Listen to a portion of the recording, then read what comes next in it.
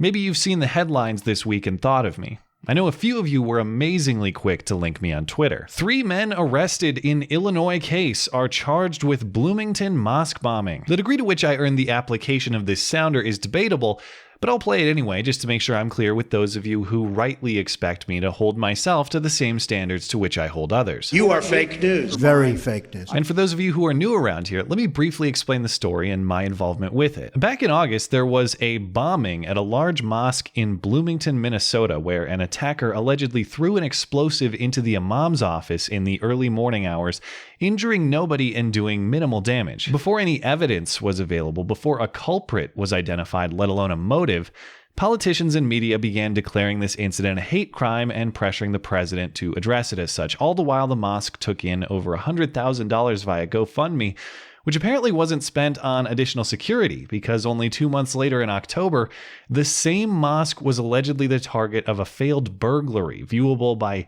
internal surveillance footage, an alleged crime in which minimal harm was actually done. Now, I've avoided calling this incident a definitive hoax, but I will admit to strongly suspecting it to be, and that's because in the absence of evidence, I default to the negative. Regardless, my interest in this story has never been about being right. It's not about whether my skepticism was right or wrong. It's about finding the truth. My interest in this story was about applying scrutiny where large media figures refuse. If my skepticism got it wrong, it's because I demanded evidence before reaching a conclusion. I'd rather be wrong and consistent with principle and proper process than right by luck, because eventually, that luck is going to run out. And in the simplest sense, it wouldn't be honest for me to apply so much scrutiny to this case previously and then ignore new facts when they become available simply because those facts might make me look bad. It's not a good look to be wrong, but it's an even worse look to deny it or to try to hide it. So in that spirit, let's take a look at what court documents say allegedly happened in this case. The story of identifying the suspects actually starts with a separate bombing that is now allegedly related. A failed pipe bombing at an abortion clinic in Champaign, Illinois on November 7th. The fact pattern in that case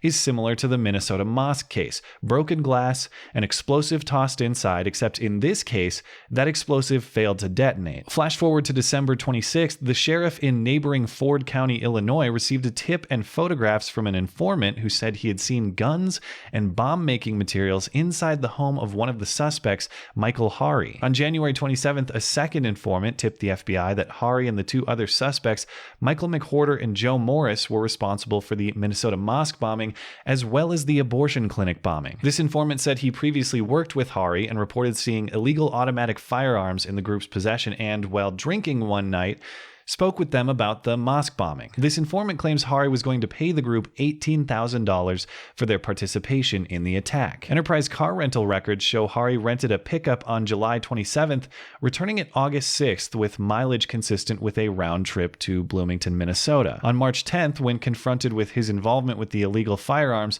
McWhorter admitted to his participation in the attempted abortion clinic bombing, as well as involvement in the mosque bombing. According to his description, each man in the trio had a specific task. Hari was the driver, Morris smashed the window, and McWhorter threw the bomb inside. McWhorter says it was Hari's idea to target the mosque. They didn't want to kill anyone, he says, only to scare the Muslims out of the country because they pushed their beliefs on everyone else. McWhorter says the groups wanted to show them, hey, you're not welcome here, so get the fuck out. McWhorter also admitted to the group's involvement in other crimes such as a home invasion and some Walmart robberies. So to recap, in addition to the confession, we have some pretty solid circumstantial evidence here. We have photos of bomb-making materials in the possession of one of the suspects. They're poor quality photos, but apparently they show materials that are consistent with the bombs used at both of these attack sites. We have consistent attack patterns at both of the alleged bomb sites. We have car rental records consistent with the attack timeline. And we have a witness describing a car at the scene consistent with those rental records. We have a credible case here. I'll defer to whatever due process in a court of law finds, but there are a couple of oddities that remain in this case that I look forward to hearing explained. These oddities don't mean the description of events presented in the complaint is false, of course.